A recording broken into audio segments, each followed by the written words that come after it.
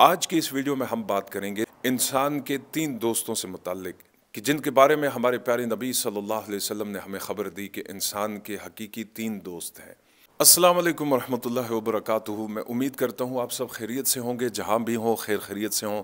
अल्लाह ताला आपको अपनी हिफ्ज़ो अमान में रखे। इन तीनों दोस्तों में से 2 दोस्तों का साथ एक मखसूस मुद्दत के लिए है, जबकि आखिरी दोस्त इंसान के साथ हमेशा हमेशा के लिए रहता है। उसका साथ भी पायदार है, हमेशा हमेशा रहेगा।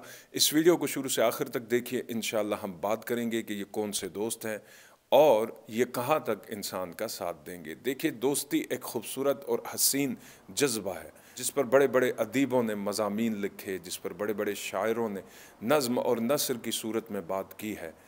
दोस्ती एक लतीफ़ जज्बा है, इस कायनात का एक हसीन जज्बा है। आप हमेशा अपने दोस्तों के इंतखाब के मामले में हसास रहते हैं। हर एक शख्स की यकीनन यही ख्वाहिश होती है कि जिस तरह वो मुखलिस है, इसी तरह उसे मुखलिस दोस्त मिले। जिस तरह वो सच्चा है, इस तरह उसके दोस्त भी सच्चे होने चाहिए। जिस तरह वो मेहनती है, इस तरह उसके दोस्त भी मेहनती होने चाहिए। लेकिन बदकिस्मती से कभी कभार ऐसे होता है कि हम इन मामलात के अंदर सच्चे नहीं होते, हमारे दोस्त इन मामलात के अंदर सच्चे होते हैं, और कभी कभार हम इन मामलात में सच्चे होते हैं लेकिन हमारे दोस्त उस मयार पर पूरा नहीं उतरते। तो नतीजतन ये दोस्तियाँ ज़्यादा पायदार नहीं होती, वक्त गुजरने के साथ साथ ही अपनी कद्र मंजिलत खो देती हैं।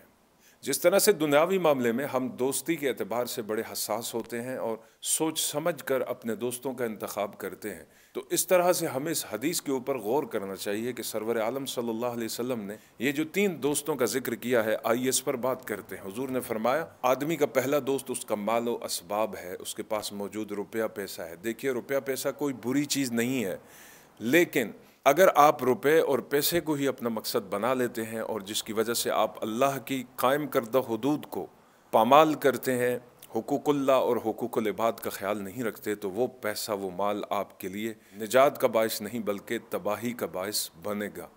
अगर वो पैसा आप अल्लाह के रास्ते में खर्च करते हैं और उससे उसी तरह नफ़ा हासिल करते हैं जिस तरह अल्लाह और उसके रसूल सल्लल्लाहु अलैहि वसल्लम ने हमें तालीम फरमाया है, तो वो पैसा इंसान के लिए निजात का बायस बनता है। पैसा कमाना, माल कमाना कोई बुरी बात नहीं है, लेकिन पैसे और माल को आखिरत के लिए खर्च ना करना, गरीबों और फ़कीरों का उससे ख्याल न करना, उससे ज़कात और सदक़ात न देना, ये बुरी बात है। और ये हकीकत में इंसान के लिए कभी कभार आजमाइश बनती है और कभी कभार अजाब की सूरत इख्तियार कर लेती है। अगर इंसान के पास माल हो तो वो माल उसे ज़िंदगी भर फ़ायदा देता है, उसके अच्छे बुरे वक्तों में उसे काम आता है। तो उसी तरह हुजूर सल्लल्लाहु अलैहि वसल्लम ने इरशाद फरमाया, इस माल की दोस्ती इंसान की सांसों के साथ है। जैसे ही आपकी सांसें बंद हो गईं, आपका माल आपके वारिसों में तकसीम हो जाता है। आप अपने साथ अपने कब्र में अपना माल ले जा नहीं सकते, अपनी दौलत ले जा नहीं सकते, लिहाजा उसकी दोस्ती यहीं पर ख़त्म हो गई जो आपकी सांसों के साथ जुड़ी है। और कभी कभार बाज़ लोगों के पास माल भी होता है, ज़िंदगी में उन्हें अपने माल से हाथ धोने पड़ते हैं। बहरहाल गुफ्तगू का रुख दूसरी तरफ चला जाएगा, हम इसी हदीस पर ही फोकस करते हैं। हुजूर ने फरमाया, दूसरा दोस्त इंसान के ख़ानदान वाले होते हैं, उसके माँ बाप, उसके बीवी बच्चे, उसके बहन भाई, उसके अजीज़ और रिश्तेदार। अब इनकी दोस्ती जो है आपकी कब्र तक काम आएगी आपको। जैसे ही आपको नहला धुला कर, कफन पहना कर, जनाजा पढ़ कर कब्र की गहराइयों में दफन कर देंगे, फिर ये वापस आ जाएंगे। ज़्यादा से ज़्यादा आपको 3 दिन, 30 दिन, 3 साल याद रखेंगे और आहिस्ता आहिस्ता भूल जाएंगे। लिहाजा इनकी दोस्ती ख़त्म। हुजूर ने फरमाया, इंसान का असल और मुखलिस दोस्त जो है उसके नेक आमाल हैं।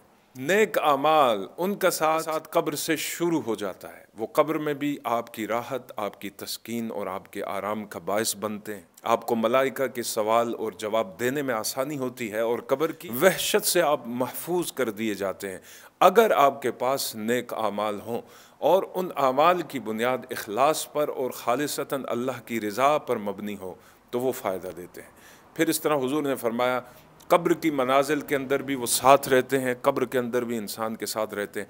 और जैसे इंसान क़यामत के दिन उठेगा तो क़यामत के दिन भी ये नेक अमाल उसके साथ होंगे, उसका साथ देंगे भरपूर, यहाँ तक कि उसकी शफात करवा कर उसे जन्नत में दाखिल करेंगे। और इन आमाल सालहा का साथ इंसान के साथ हमेशा हमेशा के लिए रहेगा।